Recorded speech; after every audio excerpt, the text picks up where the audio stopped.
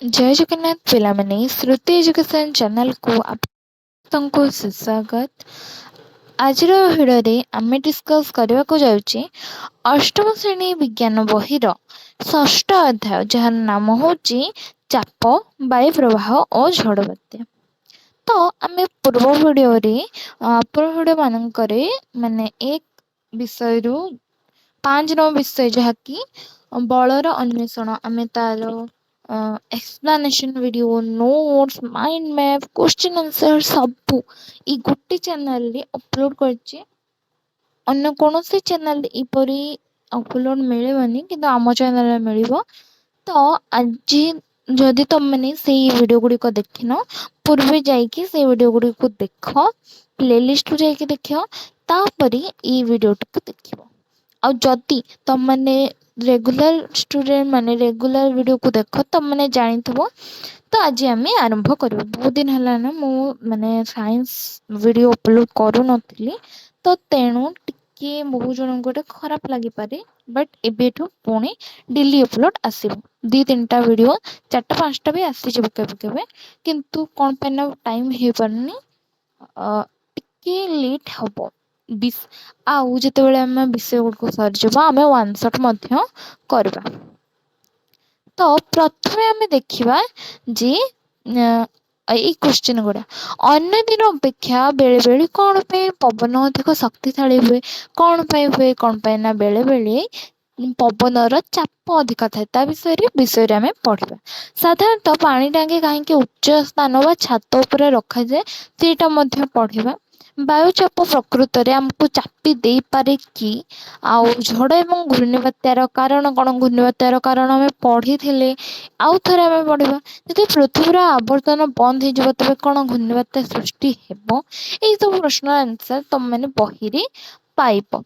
अच्छा पिला माने तुम मैंने निश्चय भूपृष्ठ रे पड़ी पत्र गुड़िक बेले बेले देखीच ना, पत्र गुड़िक कौन हुए चक्राकार, अर्थात जो आम कहूना आइला खंडिया भूत आइला बोलिकी समस्त कही चक्राकार वायु उड़ीबा एवं प्रबल पवन बहिबा समय गछ गुड़िक कौन होती दहली था कि बंका हो जाती। बंका हो जाती अर्थात कौन मैंने तल को पड़ जाती कि ना, गोटे साइड रु बंका हो जाती। आ तुम कि चिंता कर कौन पाई तले पड़ता पत्र गुड़िक वायु उड़ी कि कौन पाई गछ गुड़िक दहली थाए कि बंका होता है। पवन तले कौन पड़ी पत्र गुड़िक ऊपर को उठाइबा कि गछ गुड़िक बंका करने बल प्रयोग करें कि पवन द्वारा होता बलर अन्य सामान्य प्रभाव को मन पकाओ, जेपरिक घर कबाट कि झरका गुड़िक ठेली हेबा। आ तो देख तुम मैंने तार रे सार्ट पैंट सुखई थो, सार्ट पैंट गुड़िक उड़ीज। पवन द्वारा होता बल द्वारा यहीटा किपर भाव में घटे, पवन द्वारा प्रयुक्त बल जो सृष्ट वायुचाप द्वारा ये सब प्रभाव घटे। मुझे कहूली जो पवन अच्छी सी बल प्रयोग करे किंतु ताको आमे कौन कहू, वायुचाप बोली कहू। यहाँ सब क्वेश्चन बहुत इंपोर्टेंट। वायुचाप क्या कही ये तुमको देदे कि तुम मैंने अबुझा हो रही तो कौटी नाला। वायुचाप कहली पवन द्वारा प्रयोग होता बल को वायुचाप बोली कहुए। अच्छा ये अध्याय आम कौन कौन जाना, बल एवं चाप मध्य कौन संपर्क ता विषय जाना और बुझा, जे से किपर भाव में वज्रपात एवं घूर्णिबात्या भली शक्तिशाली प्राकृतिक घटना गुड़िक रूप दियंती अर्थात तैयारी करथां। अच्छा तो एबे तो आम इंट्रोडक्शन टिके देखीदेले, एबे गोटे स्टोरी माध्यम आम चाप को बुझा। अच्छा आम स्टोरी को एत डीपली जीवानी, ऊपर खाली देखा। 2 जन भाई भौणी जाऊली, मेघा आउ ता भाई रंजन। से मैंने बैग रे समान प्रकार जिनस जाइए। रंजन ता बैग को सजाड़ी चलु था, खूब अड़ुआ लगुता, अर्थात एमती लगुता है बहुत दूर बोहीदेला। मेघा पचारा तो बैग रे किसी समस्या अच्छे कि? रंजन कहला जे एला मो कांधर बहुत କାଟୁଛି। मेघा କହିଲା ଆମେ ଉଭୟଙ୍କର ବ୍ୟାଗ୍ ତ ସମାନ ଭାଇ, ତୋ ବ୍ୟାଗରେ ଯେତିକି ଜିନିଷ ଅଛି ମୋ ବ୍ୟାଗରେ ସେତିକି ଜିନିଷ ଅଛି, ତୋତେ କ'ଣ ପାଇଁ କାଟୁଛୁ ମତେ କ'ଣ ପାଇଁ ନାହିଁ। ରଞ୍ଜନ କ'ଣ କଲା, ଗୋଟେ ମିନିଟ୍ ଚିନ୍ତା କଲା, ହୁଏତ ଏହା ଆମ ବ୍ୟାଗର ଫିତାର ଓସାରରେ ଭିନ୍ନତା ଯୋଗୁଁ ହେଉଛି ବୋଲି ସେ କହିଲା, ମୋ ବ୍ୟାଗରେ ସରୁ ଫିତା ଲାଗିଛି, ମାତ୍ର ତୋ ବ୍ୟାଗରେ କ'ଣ ଲାଗିଛି, ଚଉଡ଼ା ଫିତା ଲାଗିଛି। ଏବେ ତମମାନେ ମଧ୍ୟ ଭାବୁଥିବ ସରୁ ଫିତା ଏବଂ ଚଉଡ଼ା ଫିତା ଲାଗିଲେ ମାନେ ପାର୍ଥକ୍ୟ କ'ଣ, ସମାନ ଜିନିଷ ତ ସମାନ ଅଛି ନା।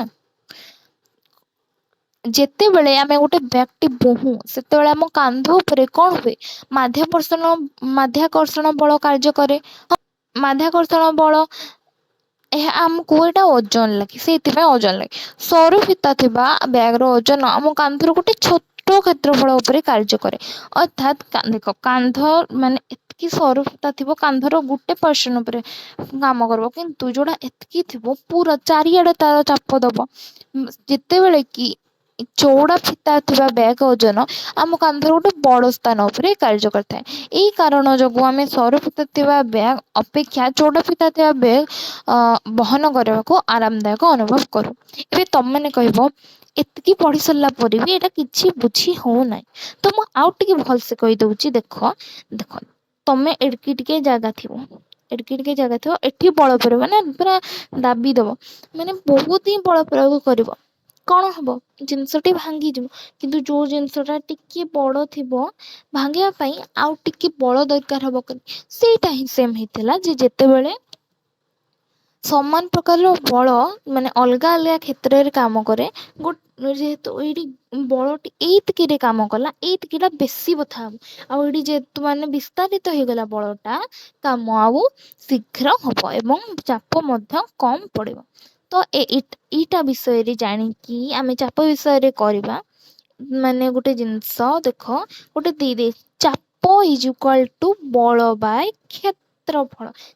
ଚାପ କ'ଣ, ଯେତିକି ବଳ ଅଛି ତାହା ଯେତିକି କ୍ଷେତ୍ରଫଳ ଉପରେ କାମ କରୁଛି ତାକୁ ଆମେ ଚାପ କହିବା। ତେଣୁ ଆମେ ଚାପ ବିଷୟରେ ଆଲୋଚନା କରିବା, ଯାହାର ଏକକ କ୍ଷେତ୍ର ଉପରେ କାମ କରୁଥିବା ବଳକୁ ବୁଝାଏ। ଚାପ କହିଲେ ଏକକ କ୍ଷେତ୍ର, ଅର୍ଥାତ୍ ଗୋଟେ କ୍ଷେତ୍ର ଉପରେ କାମ କରୁଥିବା ବଳ, ଏଇଟା ମଧ୍ୟ ଗୋଟେ ଡେଫିନେସନ୍ ହୋଇପାରିବ ଚାପର। ସେହିପରି ଭାବରେ এই ବିଷୟଟି ଖାଲି ଷ୍ଟୋରିରେ ଭଲ ଦେଇଛି।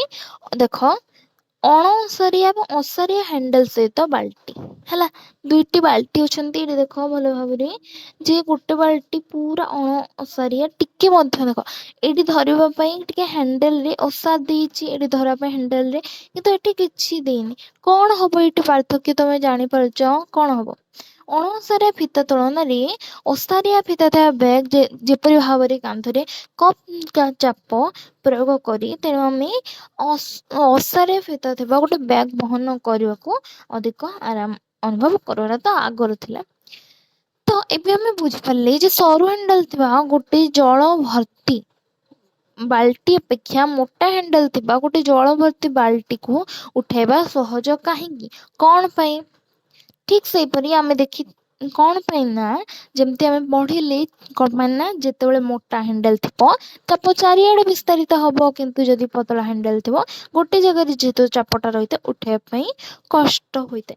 ଠିକ୍ ସେହିପରି ଆମେ ଗୋଟେ ଜିନିଷଟେ ଦେଖିଥିବା ଯେ ଯେତେବେଳେ ଲୋକମାନେ ଓଜନିଆ ପାତ୍ରରେ କିଛି ଜିନିଷ ବା ପନିପରିବା ମୁଣ୍ଡରେ ନେଇ ଯାଆନ୍ତି, ତମେ ଦେଖିଥିବ ସମସ୍ତେ କିଛି ଜିନିଷ ବା ପନିପରିବା ଏମିତି ଏଠି ଯେମିତି ନେଉଛନ୍ତି ନେଇକି ଯାଆନ୍ତି, ସେତେବେଳେ ଗୋଟେ ଗୋଲାକାର କପଡ଼ା କ'ଣ କରନ୍ତି, ମୁଣ୍ଡରେ ଦେଇକି ତା ଉପରେ ଜିନିଷ ପନିପରିବା ମୁଣ୍ଡେଇ ଖୁବ୍ ସହଜରେ ଯାଆନ୍ତି। ଉଭୟ କ୍ଷେତ୍ରରେ ବଳ ପ୍ରୟୋଗ କରାଯାଉଥିବା କ୍ଷେତ୍ରଫଳକୁ ହ୍ରାସ କରି ଚାପ କମାଇବା ଲକ୍ଷ୍ୟ ରଖିଥାନ୍ତି। ଅର୍ଥାତ୍ ତାଙ୍କର ଲକ୍ଷ୍ୟ କ'ଣ ଥାଏ, ସବୁ କ୍ଷେତ୍ରରେ ଚାହେ ପନିପରିବା ହେଉ କିମ୍ବା କୌଣସି ଜିନିଷ ହେଉ, ପାଣି ହେଉ, ସେମାନେ କ'ଣ କରନ୍ତି ନା କ୍ଷେତ୍ରଫଳକୁ ମାନେ ଗୋଟିଏ ଜାଗାରେ ମାନେ ନ ନେଇକି, ମାନେ ଯେହେତୁ ସେମାନେ କପଡ଼ା ଦିଅନ୍ତି, କ୍ଷେତ୍ରଫଳ କ'ଣ ହୁଏ, ଚାରିଆଡ଼େ ବିସ୍ତାରିତ ହୋଇଯାଏ, ଯାହାଫଳରେ କି ତାଙ୍କୁ ଏଇଟା ଆଉ ଏତେ ଓଜନିଆ ଲାଗେନି। ଏକକ କ୍ଷେତ୍ରଫଳ ପ୍ରତି ପ୍ରଯୁକ୍ତ ବଳ ଭାବରେ ଚାପକୁ ବ୍ୟାଖ୍ୟା କରାଯାଇଛି। ଟିକେ ଦେଖିବା, ଗୋଟେ କ୍ଷେତ୍ରଫଳ ପ୍ରତି ପ୍ରଯୁକ୍ତ ବଳ ଭାବରେ ଚାପକୁ ବ୍ୟାଖ୍ୟା କରାଯାଇଛି। ଅର୍ଥାତ୍ ଏଇ ବହିରେ ଚାପ କହିଲେ କ'ଣ କୁହାଯାଇଛି, ଗୋଟେ କ୍ଷେତ୍ରଫଳ ଶକ୍ତି ଅର୍ଥାତ୍ କ୍ଷେତ୍ରଫଳରେ ବଳ ଯେତିକି ବଳ କାମ କରୁଛି ପ୍ରଯୁକ୍ତ ବଳ ଅର୍ଥାତ୍ ଯେତିକି ବଳ କାମ କରୁଛି ତାକୁ ଆମେ ଚାପ ବୋଲିକି ଏଠି ବ୍ୟାଖ୍ୟା କରାଯାଇଛି। ବଳର ଏସ୍ଆଇ ଅର୍ଥାତ୍ ଆନ୍ତର୍ଜାତିକ ମାନକ ଅର୍ଥାତ୍ ଯୋଉଟାକି ସମସ୍ତେ ବ୍ୟବହାର କରୁଛନ୍ତି ସେଇ ଏକକ ହେଲା ନ୍ୟୁଟନ ଏବଂ କ୍ଷେତ୍ରଫଳର ଏକକ ହେଉଛି ବର୍ଗମିଟର ବା ଏମ୍ ସ୍କୋୟାର। ତ ତେଣୁ ହିଁ ଚାପ ଚାପ କ'ଣ? ଚାପ ବି ମଧ୍ୟ ଗୋଟେ ପ୍ରକାରର କ'ଣ ବଳ। ତେଣୁ ଚାପର ମଧ୍ୟ ଏସ୍ଆଇ ଏକକ ହେଉଛି ନ୍ୟୁଟନ ବାଇ ବର୍ଗମିଟର N/m²। ଏଇ ଏକକକୁ ପାସ୍କାଲ କୁହାଯାଏ। ଏଇଟା ସବୁବେଳେ ମନେ ରଖିବ। ବଳର ଏଇ ଯୋଉ ଏକକ ବା ଏକକ N ବାଇ ଏଇଟା ବାଇଟା ଅର୍ ନୁହେଁ, ଏଇଟା ଅର୍ ଆଉ ଏଇଟା ବାଇ, କିନ୍ତୁ ଏଠି ବାଇଟାକୁ ଏମିତି ଅର୍ ପରି ଲେଖାଯାଇଛି ହେଲା। ଏଇ ଏକକକୁ କ'ଣ କୁହାଯାଏ? ପାସ୍କାଲ ବି କୁହାଯାଏ। ଆଉ ଏହାର ପ୍ରତୀକ ହେଉଛି PA ହେଲା। କୋଉଟା? ଏଇ ଯୋଉ ପାସ୍କାଲର ପ୍ରତୀକ ହେଲା PA। ଆଚ୍ଛା, ଆମେ ଗୋଟେ ଏମିତି ମାନେ ପରୀକ୍ଷାଟେ କରିବା। ଯଦି 100n ପରିମାଣ ବଳ 2m² କ୍ଷେତ୍ରଫଳ ବିଶିଷ୍ଟ ଏକ କାର୍ଡ ବହନ କରୁଥିବା ବୋର୍ଡରେ ପ୍ରୟୋଗ କରାଯାଇଥାଏ, ତେବେ କାର୍ଡବୋର୍ଡରେ କେତେ ଚାପ ହବ? ଅର୍ଥାତ୍ 100n ଅର୍ଥାତ୍ 100 ଆଉ ବଳ 100 ଏକକ। ବଳର ଏକକ ତ ଏସ୍ଆଇ ନ୍ୟୁଟନ, ଯାହାକି 100 ଏକକ ପରିମାଣ ବଳ ଯଦି ଆମେ 2m², 2 ମିଟର ସ୍କୋୟାର କ୍ଷେତ୍ରଫଳ ବିଶିଷ୍ଟ ରେ ମାନେ କାମ କରିବ। କିପରି ଭାବରେ କାମ କରିବ? ଆମେ ଜାଣିଛେ ଚାପ = ଏଟା ଟିକେ ତଳେ ରହିଯାଇଛି। ଚାପ = ବଳ ବା କ୍ଷେତ୍ରଫଳ। ଆମେ କ'ଣ କରିବା? 100n ଲେଖିଦେବା ଆଉ ତଳେ ବାଇ ଦେଇକି 2m² ଲେଖିଦେବା। ହେଲେ କ'ଣ ହବ? 50n/m² = 50 PA ବୋଲି ଆମେ ଲେଖିପାରିବା। ଏପରି ଭାବରେ ଆମେ କେତିକି ଚାପ ପ୍ରୟୋଗ ହେଲା ଯାହା ଜାଣିପାରିବା। ଦୈନନ୍ଦିନ କ୍ଷେତ୍ରରେ ଅନେକ ପରିସ୍ଥିତି ଅଛି ଯେଉଁଠାରେ ଚାପ ଏକ ଗୁରୁତ୍ୱପୂର୍ଣ୍ଣ ଭୂମିକା ଗ୍ରହଣ କରେ। ସାରଣୀ 6ରେ ଦିଆଯାଇଥିବା କାର୍ଯ୍ୟକୁ ସମ୍ପାଦନ କର ଏବଂ ତୁମର ପର୍ଯ୍ୟବେକ୍ଷଣ ଗୁଡ଼ିକ ଲେଖି ରଖ। ପ୍ରତ୍ୟେକ କାର୍ଯ୍ୟ ପାଇଁ ଚାପ କିପରି ଭାବରେ ଭୂମିକା ଗ୍ରହଣ କରୁଛି ତାକୁ ଦେଖ ହେଲା। ଏଠି କିଛି ପରୀକ୍ଷା ଦେଇଛି। ଆଚ୍ଛା, ଲୁହା କଣ୍ଟା ବାଡ଼େଇବା କଣ୍ଟା ମୁଣ୍ଡ ଦ୍ୱାରା। ଆଚ୍ଛା, କଣ୍ଟା ଆମର ଏଇପରି ଭାବରେ ଥାଏ, ଗୋଟେ ଏମିତି ଥାଏ ଆଉ ଉପରେ ଟିକେ ଏମିତି ଭାବରେ କଣ୍ଟା ମୁଣ୍ଡ ଦ୍ୱାରା ଯଦି ଆମେ ଏଇ ମୁଣ୍ଡକୁ ବାଡ଼େଇବା କିମ୍ବା କଣ୍ଟାର ସୂକ୍ଷ୍ମ ଅଗ୍ର ପାଖରେ ଅର୍ଥାତ୍ ଏମିତି, କୋଉଟା ବେଶୀ ସହଜ ହବ? ଏଇଟା ବେଶୀ ସହଜ ହବ। ଏବଂ ସେକେଣ୍ଡ ହେଲା ଛୁରୀ ସାହାଯ୍ୟରେ ଏକ ସେଓ କାଟିବା। ଏଇଟା ସେଓ ଆଉ ଏଇଟା ଛୁରୀ। ହେଲେ ଛୁରୀର ତୀକ୍ଷ୍ମ ଧାର କହିଲେ ଏଇଟା ଯୋଉ ଏମିତି ଗୋଟେ ଥାଏ, ଏଇଟା ହେଲା ତୀକ୍ଷ୍ଣ ଧାର ଏବଂ ତା ଉଲ୍ଟାଟା ଛୁରୀର ଦନ୍ତରା ଧାର ଦ୍ୱାରା। କାହା ଦ୍ୱାରା ବେଶୀ ମାନେ ଭଲ କାଟି ହେବ? ଛୁରୀର ତୀକ୍ଷ୍ମ ଧାର ଦ୍ୱାରା ଆଉ କଣ୍ଟାର ମୁଣ୍ଡ ଦ୍ୱାରା। ଆଚ୍ଛା, ଆମେ ତ ଏଇସବୁ କହିଦେଲେ, କିନ୍ତୁ କ'ଣ ପାଇଁ ଆମେ ଏଇ ସିଦ୍ଧାନ୍ତରେ ପହଞ୍ଚିଲେ ଯେ ଯେତେବେଳେ ବଳ ପ୍ରୟୋଗ କରାଯାଇଥିବା କ୍ଷେତ୍ରଟି ଛୋଟ ଥାଏ, ଛୋଟ ଥିବା କ୍ଷେତ୍ରରେ ମୁଁ ପୂର୍ବରୁ ବେକ୍ କଥାରେ ମଧ୍ୟ କହିଥିଲି ଯେ କ୍ଷେତ୍ରଟି ଯେତେବେଳେ ଛୋଟ ଥିବ ଚାପ କ'ଣ ହୁଏ? ଅଧିକ ଥାଏ, ଯାହା ଫଳରେ କି କେତେକ କ୍ଷେତ୍ରରେ କାର୍ଯ୍ୟ କରିବା ସହଜ ହୁଏ। ଏହି କାରଣରୁ କଣ୍ଟାର ମୁନିଆ ବା ସୂକ୍ଷ୍ମ ଅଗ୍ର ବ୍ୟବହାର କରି ବାଡ଼େଇବା ସହଜ ହୋଇଥାଏ ଏବଂ ଛୁରୀର ତୀକ୍ଷ୍ମ ଧାର ସାହାଯ୍ୟରେ ସେ କାଟିବାଟି ସହଜ ହୋଇଥାଏ। ଆଉ ତମେ ନିଶ୍ଚିତ ଭାବରେ ତୁମ ଅଞ୍ଚଳରେ ଯେଉଁ ଯୋଗାଣ ପାଇଁ ବ୍ୟବହୃତ ଟାଙ୍କି ଉଚ୍ଚ ସ୍ଥାନରେ ଥିବାର ଦେଖିଥିବ। ଏଇ ଟାଙ୍କି ଗୁଡ଼ିକ ସର୍ବଦା ଉଚ୍ଚ ସ୍ଥାନରେ କ'ଣ ପାଇଁ ରଖାଯାଏ? ସେଇଟା ଗୋଟେ ପ୍ରଶ୍ନ ଥାଏ, ଯାହାକି ବିଷୟର ସର୍ବା ଆଗରେ ପ୍ରଶ୍ନ ଦେଇଥିଲା। ମୁଁ ସେତେବେଳେ ଏଇଟାର ଆନ୍ସର୍ ଏଥିପାଇଁ କହିଲିନି ଯାହାଫଳରେ କି ତୁମମାନଙ୍କୁ ଜିଜ୍ଞାସା ବଢ଼ିବ। ତାପରେ ଏବେ ଯେତେବେଳେ ପଢ଼ିବା ଆହୁରି ଇଣ୍ଟରେଷ୍ଟିଂ ଲାଗିବ ହେଲା। ତ ଯେଉଁ 2ଟି ପ୍ରଶ୍ନ ଥିଲା ତାହା ମଧ୍ୟ ସଲ୍ଭ ହୋଇଗଲା। ଆଉ ଗୋଟେ ପ୍ରଶ୍ନ ଯେ ଟାଙ୍କି ଗୁଡ଼ିକ କ'ଣ ପାଇଁ ସର୍ବଦା ଉଚ୍ଚ ସ୍ଥାନରେ ରଖାଯାଇଥାଏ? ତ ଏହାକୁ ଆମେ କ'ଣ କରିବା? ଗୋଟେ ପରୀକ୍ଷା ଦ୍ୱାରା ପର୍ଯ୍ୟବେକ୍ଷଣ କରିବା। ଗୋଟେ 6.ରେ ଦେଖାଯାଇଥିବା ପରି ସମାନ ଲମ୍ବ ପ୍ରାୟ 25 ମି, କିନ୍ତୁ ବ୍ୟାସର ଭିନ୍ନ ବ୍ୟାସର 2ଟି ସ୍ୱଚ୍ଛ କାଚ ବା ପ୍ଲାଷ୍ଟିକ ନଳୀ ନିଅ। ଏଇଟା ଆମେ ନଳୀ ନେଇଛେ କାଚ ନଳୀ ହେଇପାରେ କିମ୍ବା ପ୍ଲାଷ୍ଟିକ ନଳୀ, ଯାହାକୁ କି ଏଠି ମୋଟା ପାଇପ୍ ଏବଂ ସରୁ ପାଇପ୍ ବୋଲି କୁହାଯାଇଛି। ଗୋଟେ ନଳୀ ନେବା ଯୋଉଟାକି ପାଇପ୍ ନେବା ଯୋଉଟାକି ସରୁ ଥିବ ଆଉ ଗୋଟେ ମୋଟା ଥିବ ହେଲା। ଦୁଇଟି ଭଲ ରବର ବେଲୁନ ନିଅ, ପ୍ରତ୍ୟେକ ନଳୀର ଗୋଟେ ମୁଣ୍ଡରେ ସେଗୁଡ଼ିକୁ ହେଲା। କଣ କହିଛି ନା ଦୁଇଟି ବେଲୁନ ନିଅ, ଯେମିତିକି ଏଠି ଦିଆଯାଇଛି ଏଟା ଗୋଟେ ବେଲୁନ, ଏଟା ଗୋଟେ ବେଲୁନ। ଏହାକୁ କଣ କହିବେ ନା ମାନେ ନଳୀର ଗୋଟେ ମୁଣ୍ଡରେ ଲଗେଇବା। ଚିତ୍ର 6.5ରେ ଦେଖାଯାଇଥିବା ପରି ଗୋଟେ ଷ୍ଟାଣ୍ଡରେ ନଳୀ ଗୁଡ଼ିକୁ ସଜେଇକି ରଖ। ଷ୍ଟାଣ୍ଡରେ କଣ କରିବ, ନଳୀକୁ ସଜେଇକି ରଖିବ। ଏଇ ଯୋଉ ଷ୍ଟାଣ୍ଡ ଏଇଟା ଦେଖିପାରୁଛ, ପୁରା ଯୋଉ ସେଟଅପଟା ତାକୁ ଆମେ ଷ୍ଟାଣ୍ଡ କହିବା। ଏଇଟା ଯୋଉ ଅଛି ଏଇଟା ଷ୍ଟାଣ୍ଡ ହେଲା। ଷ୍ଟାଣ୍ଡ ବର୍ତ୍ତମାନ କଣ କରିବ, ଉଭୟ ନଳୀକୁ ସମାନ ସ୍ତର ବା ପ୍ରାୟ ଅଧା ଉଚ୍ଚତା ପର୍ଯ୍ୟନ୍ତ ପାଣିରେ ପୂର୍ଣ୍ଣ କରିଦେବ। ଅର୍ଥାତ୍ ଏଇ ଅଧା ପାଣି ଭରିଦେବ। ବେଲୁନ ଗୁଡ଼ିକରେ କିଛି ପରିବର୍ତ୍ତନ ଦେଖୁଛ କି? ଦୁଇଟି ବେଲୁନ ଫୁଲି ଯାଇକି ସେମାନେ ସମାନ ପରିମାଣର ଫୁଲି ଯାଉଛନ୍ତି କି? ହଁ ପିଲାମାନେ, ଯେତେବେଳେ ତୁମେ ପରୀକ୍ଷାଟି କରିବ, ଜଳ ସ୍ତର ସମାନ ଉଚ୍ଚତା ଥିଲେ ମଧ୍ୟ ମାନେ ବେଲୁନଟି ସମାନ ପରିମାଣରେ ଫୁଲି ଯାଇଛି। ଏଟା କଣ ପାଇଁ ହେଉଛି? ଲକ୍ଷ୍ୟ କର ଯେ ଭିନ୍ନ ବ୍ୟାସ ହେତୁ ଦୁଇଟି ନଳୀରେ ପାଣିର ଓଜନ ମଧ୍ୟ ଭିନ୍ନ। ହଁ କି ନାହିଁ? ପାଣିର ଯୋଉ ମାନେ ବଳଟା ଭିନ୍ନ, ତଥାପି ଉଭୟ ବେଲୁନକୁ ସମାନ ଭାବରେ ଫୁଲି ଯାଉଛି। କଣ ପାଇଁ? ଆମେ ଭାବିବା କଥା ଯେ ଯେହେତୁ ମାନେ ଯୋଉଟା ଚଉଡ଼ା ଅଛି ବା ମୋଟା ଅଛି ସେଇଥିର ବେଲୁନଟା ଅଧିକ ଫୁଲିବ, ଆଉ ଯୋଉଟା ପତଳା ଅଛି ସେଇଥିର ବେଲୁନଟା କମ୍ ଫୁଲିବ। କିନ୍ତୁ ଏମିତି କଣ ପାଇଁ ହେଲା? ଏହାର ଅର୍ଥ ହେଲା ଯେ ନଳୀରେ ପାଣିର ଓଜନ ବେଲୁନ ଫୁଲିବା ପାଇଁ ଦାୟୀ ହିଁ ନୁହଁ। ଏହା ହୋଇପାରେ କି ଜଳ ସ୍ତମ୍ଭ ଚାପ ପ୍ରୟୋଗ କରୁଛି। ହଁ, ଜଳସ୍ତମ୍ଭ ଦ୍ୱାରା ପଡ଼ୁଥିବା ଚାପ ହିଁ ବେଲୁନ ଫୁଲିବା ପାଇଁ ଦାୟୀ। ଏଇ ଜଳସ୍ତମ୍ଭ ପୁଣି କଣ? ସେଥିପାଇଁ ସେମାନଙ୍କର ବ୍ୟାସ ଭିନ୍ନ ହୋଇଥିଲେ ମଧ୍ୟ ସମାନ ଜଳସ୍ତମ୍ଭ ଉଚ୍ଚତା ବେଲୁନକୁ ସମାନ ଭାବରେ ଫୁଲେ। ଜଳସ୍ତମ୍ଭ କହିଲେ ଆମର ଏଇ ସେଟଅପଟା କେତିକି ଉଚ୍ଚତାରେ ରଖାଯାଇଛି ତାକୁ ଆମେ ଜଳସ୍ତମ୍ଭ ବୋଲି କହିବା। ଯଦି ଆମେ ଜଳସ୍ତରର ଯେତିକି ଉଚ୍ଚତା ମାନେ ରଖିବା, ଦେଖ ଏଠି ରଖା ହେଇଛି ନା, ଦେଖିପାରୁଥିବ ଉଚ୍ଚତା। ଦେଖ ପୂର୍ବେ କଣ ଥିଲା ନା, ଏଟା ଏତିକିରେ ଥିଲା, ବେଲୁନ ଦୁଇଟା ଏତିକିରେ ଥିଲା। ଏବେ କଣ ହେଇଛି, ଏଇଟା ବଢିକି ଉପରକୁ ଦିଆଯାଇଛି, ଯାହାଫଳରେ କି ଯେହେତୁ ଉଚ୍ଚତାଟି ବୃଦ୍ଧି କରାଗଲା, ତେବେ କଣ ହେଲା, ବେଲୁନଟି ଟିକେ ଭାବରେ ଅଧିକା ବିସ୍ଥାପିତ ହେଲା। ବୁଝାପଡ଼ିଲା ଏତିକି?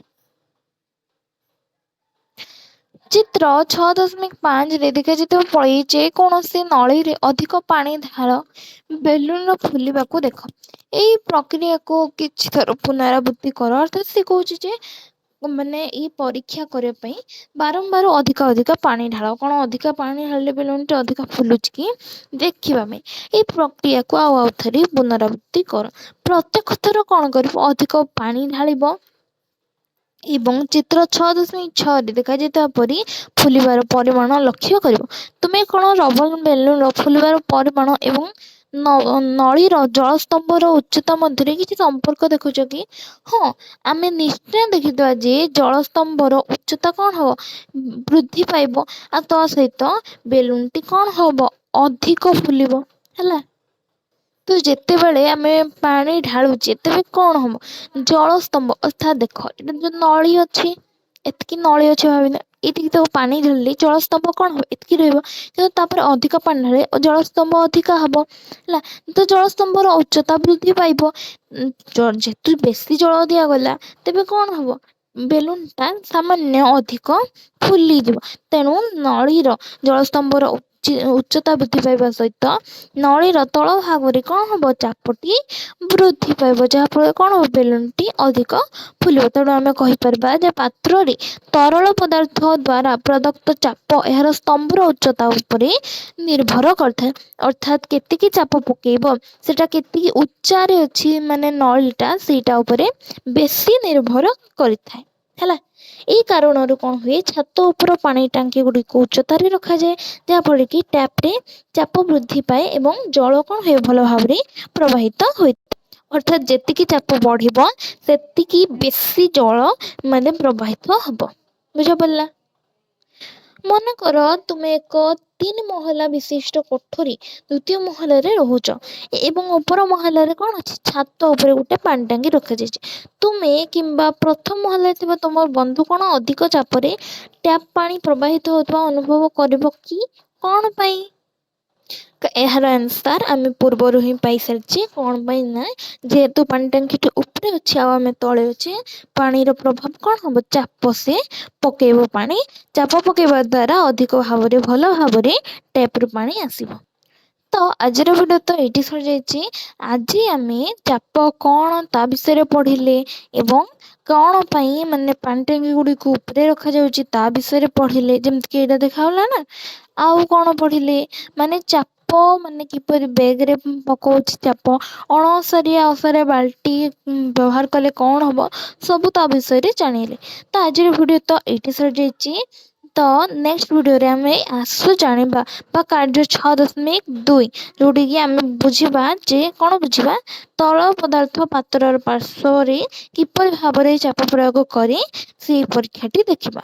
ରହିଲି, ଜୟ ଜଗନ୍ନାଥ। ଯଦି କିଛି ବି ଡାଉଟ୍ ଅଛି କମେଣ୍ଟରେ ନିଶ୍ଚୟ ଜଣାଇବେ।